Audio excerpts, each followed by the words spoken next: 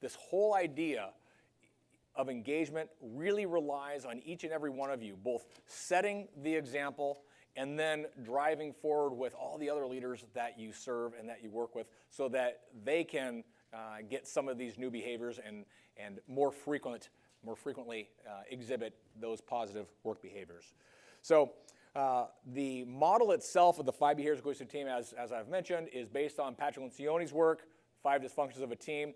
And as part of the work that we did to create this, we got Patrick on video making various comments. And this one is particularly relevant to what we're talking about here, because it talks a little bit about what he believes is the real value of this. So I'm going to let you hear a few words from Patrick Lencioni. My interest in teams really stems from my childhood.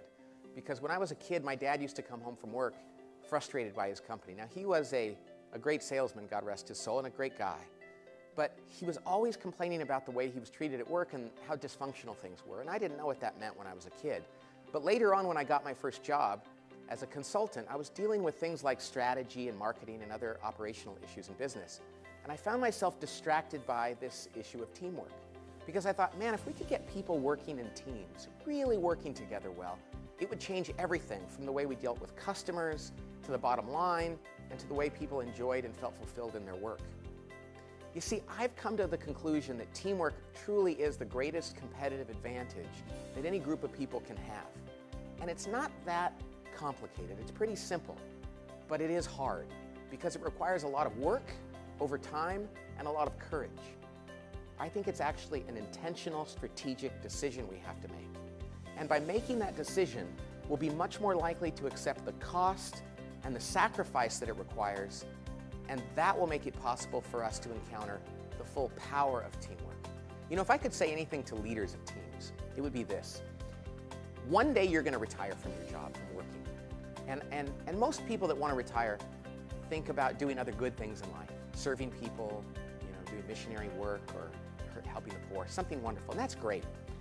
I want you to realize that while you're leading this team, you are having a bigger impact on people's lives than you may ever have. You change the way they go home at night, the way they treat their family and their friends and strangers on a bus. You affect their self-esteem, and that's going to carry over throughout their life. So let's not wait till we retire to realize the impact we can have on people's lives. And your ability to build a good team and to help them feel a part of that team might very well be the most altruistic thing you ever do.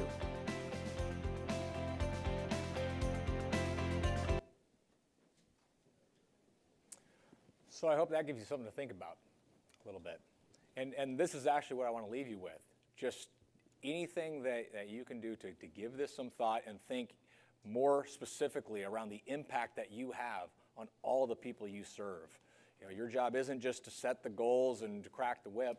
It's about really engaging the team in these behaviors and driving that engagement so that everybody can can contribute as much as they possibly can to all the goals that you have